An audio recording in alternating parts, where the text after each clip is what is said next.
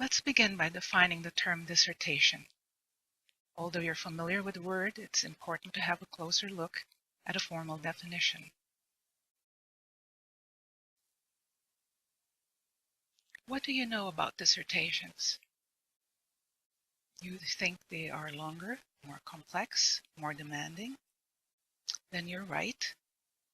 Dissertations are usually between 100 and over 200 pages long. They're organized into chapters, not just paragraphs and sections. The research process, of course, is more involved as it tackles more research questions, a more complex methodology. And I'm sure you're already compiling and reading a lot of research articles and books. You also know that you have to work with an advisor, committee members actually, and that you will need to face them at the end of an oral defense. So we seem to be describing this dissertation as both a product, the manuscript, and a process, which includes the preparation of the manuscript, preparation for defense, as well as, of course, the research process. Indeed, in order to do a good job and succeed, you need to see both the written dissertation and the reading and research process as equally important components. Okay, let's move on to a formal definition of the word dissertation.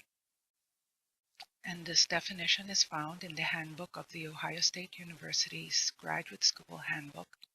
And so it articulates this university's vision and expectations regarding a dissertation. Let me read this definition to you. The dissertation is a scholarly contribution to knowledge in the student's area of specialization. By researching and writing a dissertation, the student is expected to demonstrate a high level of knowledge and the capability to function as an independent scholar. Let's look at the last term first, independent scholar. This means being able to do your research and being able to write the dissertation with little supervision from your advisor, although this independence will probably vary depending on your advisor and even the practice or culture in your department. The term high level of knowledge is a judgment your advisor and committee members make as experts and gatekeepers of their field. This is why you have a committee. This is why you have a defense. The most familiar terms to you are probably researching and writing. They're paired up to illustrate the importance of communicating the results of your research in a written form. Without this written version or digital version today, your study remains known only to a few people. Your results may not be verified and followed up.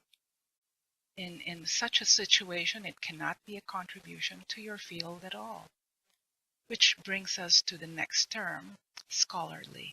And you'll notice that it is mentioned twice in this definition, at the very beginning with scholarly contribution and, of course, at the very end with independent scholar.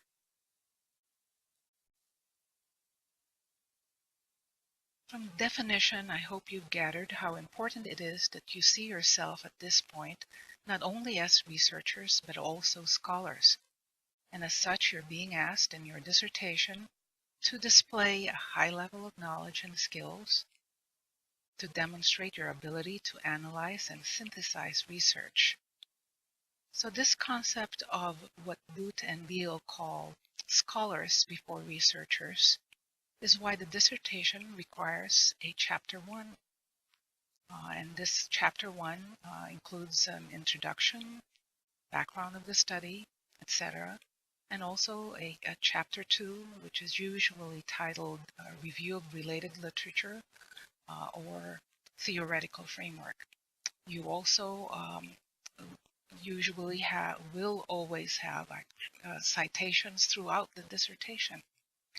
So the challenges in writing these chapters 1, 2, and using citations all throughout your dissertation are probably the primary reasons many of you are here taking this course.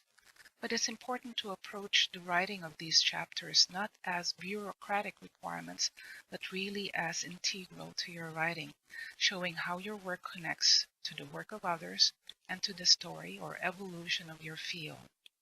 And in doing so, in your dissertation, you demonstrate that you are a member of your community of scholars and researchers.